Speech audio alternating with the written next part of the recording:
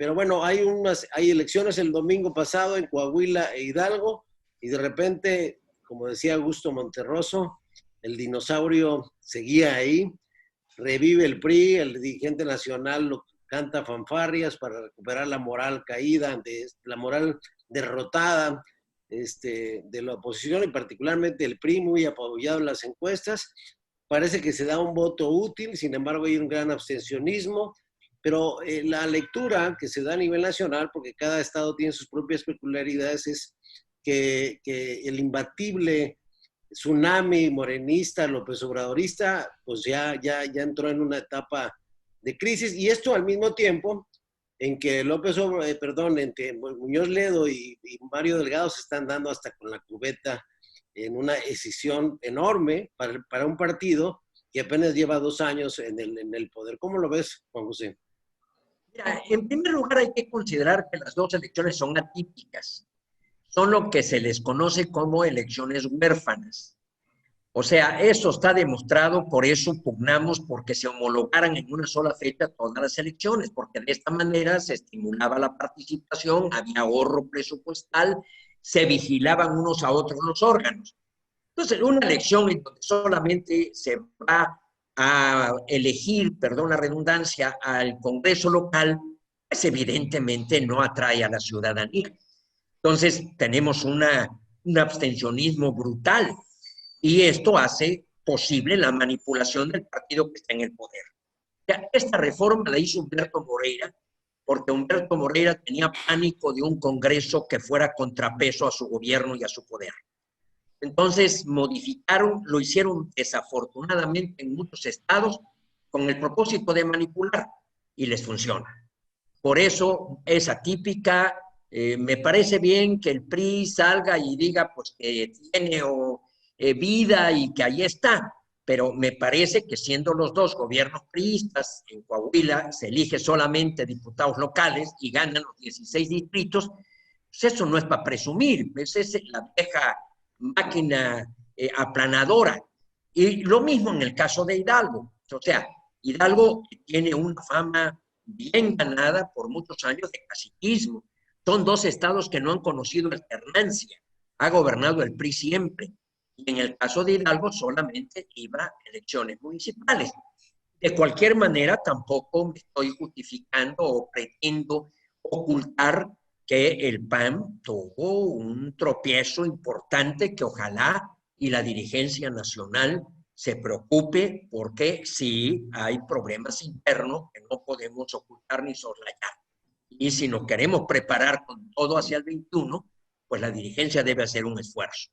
Y efectivamente lo que sí hay que celebrar, pues es que definitivamente Morena pues ya no es lo mismo cuando no va Andrés Manuel en la boleta. Ahora, esto también hace que Andrés Manuel insista en querer incorporarse, porque se da cuenta del riesgo que corre de que en el 21 pierda la mayoría en la Cámara de Diputados. Por otra parte, ¿quién va a ganar de Muñoz Ledo y Mario Delgado? Si saliera la encuesta favorable a Mario Delgado, yo creo que tendrá un problema muy serio para explicar su triunfo, porque se va a dudar de una legitimidad de origen. O sea, ¿cómo es posible que Muñoz Ledo salga 41 de conocimiento de sus compañeros de partido y Mario Delgado con el 27, y después resulta que le gane? Bueno, se está votando por un desconocido, no tiene una explicación, no tiene lógica, no tiene sentido común.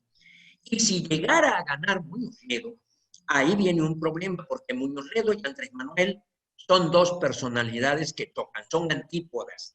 No habría una buena coordinación. Y por otra parte, Muñoz Ledo sin duda posesionaría muy bien a Morena a nivel nacional, en los medios, le daría sustento doctrinario, ideológico, no tengo duda.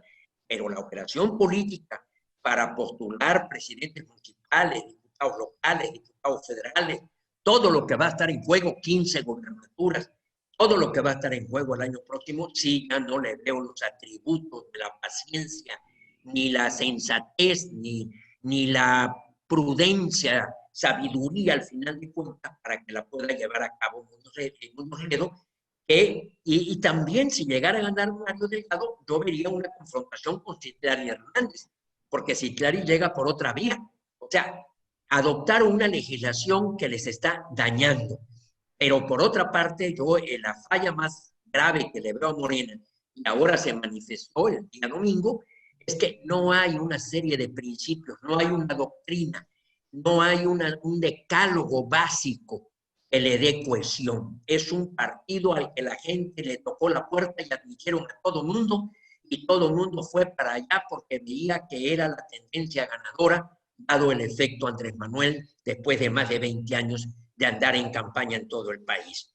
Esto es lo que explica el triunfo de Tsunami en el 18 de Andrés Manuel y que llevó a mucha gente a los cargos públicos en que simplemente no era por cuestión de identificación en una doctrina, en unos principios, sino porque era la ola que los arrastró, lo cual nos habla también de una cultura política en el mexicano que debe tratar de llevar nuestra preocupación. O sea, si es un proceso solo de diputados locales y presidentes municipales, la gente se abstiene y no vota.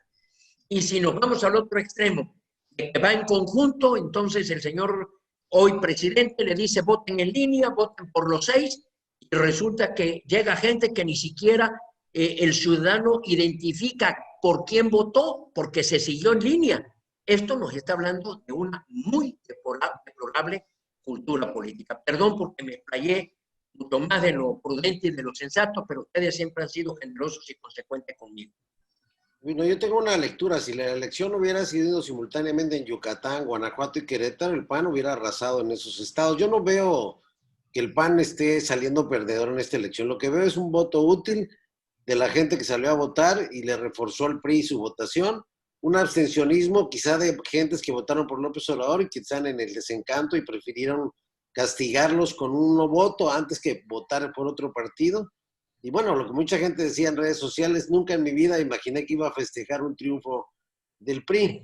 Pero bueno, hay que analizar muy a fondo, los partidos están obligados a hacer un análisis profundo para enderezar sus baterías de cara a las elecciones del 21. Me parece que queda claro que la popularidad, más que popularidad, la aprobación del presidente no se transmite de facto en preferencias electorales, porque hay una diferencia notable. Y yo diría que tampoco, ya para dar la palabra a Pepe, tampoco le está yendo muy bien al presidente en aprobación, cayó 20 puntos, no están saliendo bien las cosas, la gente no tiene dinero en el bolsillo, la inseguridad, la crisis sanitaria, o sea, yo creo que también hay un poco ese efecto, porque pensar que Andrés Manuel tiene su luna de miel todavía y es imbatible, yo también creo que es un error. Y lo ideal sería para ellos dos cosas. Primero, lo mejor que le puede pasar a Morena es que gane Muñoz Ledo y lo mejor que nos puede pasar al resto del país es que gane Mario Delgado, porque eso es garantía de que le va a ir muy mal a Morena. Y en segundo lugar, el presidente, si fuera capaz de autocorregir sus errores, tendría que pensar seriamente en qué está fallando su gobierno, pero el gran problema es que nadie de su equipo se atreve a decírselo y resulta que el único infalible acá es él. Querido Pepe. Ustedes han sido legisladores. Sí, que el PRI debe echar las campanas al vuelo.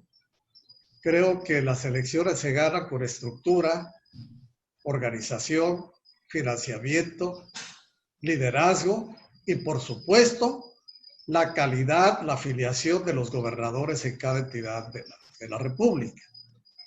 No nos olvidemos que cuando estuvo el presidente en Hidalgo fue abucheado.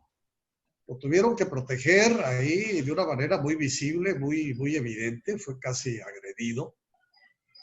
Pero hay también lo que mis colegas marxistas llamarían las condiciones objetivas.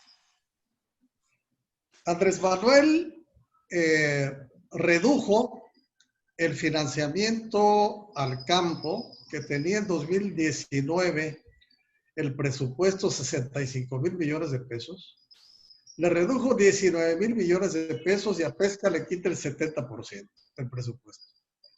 Desaparece fondo ganadero, desaparece fondo agrícola, desaparece el FOSIR, desaparece Acerca.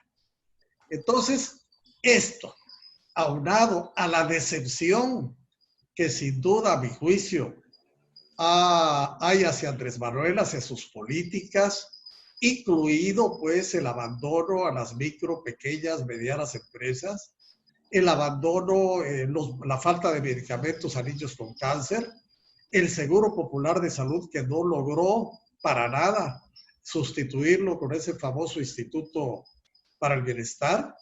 Entonces, yo creo que todos estos factores se conjugaron para que perdiera la elección Morena.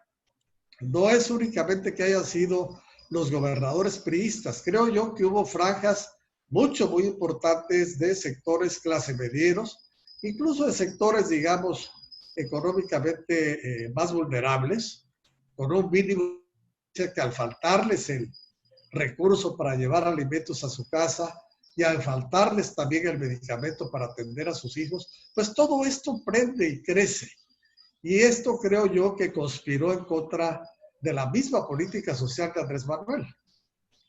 Pues mira, lo interesante de todo esto es que nuestra transición hacia la democracia, pues cada vez la veo más turbia, más amenazada y con serios señales de retroceso. No creo, repito, que estos dos eventos en Coahuila y en Hidalgo nos puedan entusiasmar. Sigue prevaleciendo las viejas prácticas de que el que gana es el que está en el poder, lo que Luis Carlos Ugalde y Amparo Casar han venido denunciando, el dinero debajo de la mesa. Eso es un gran desafío de cómo vamos a detener. Da envidia, por ejemplo, ahorita estar viendo la elección en Estados Unidos, cómo llevan el control de las aportaciones que cada candidato y cada partido está recibiendo. Nosotros no hemos logrado darle transparencia y yo tengo referencias, cuando menos en Coahuila, y estuve también en Hidalgo, de campañas que no son equitativas. Esto también hay que agregarlo. Y repito, acumular esta experiencia y que el INE esté más hábil. Yo confío en el INE, desconfío del Tribunal Electoral, sea más hábil rumbo al proceso tan importante que será el año próximo.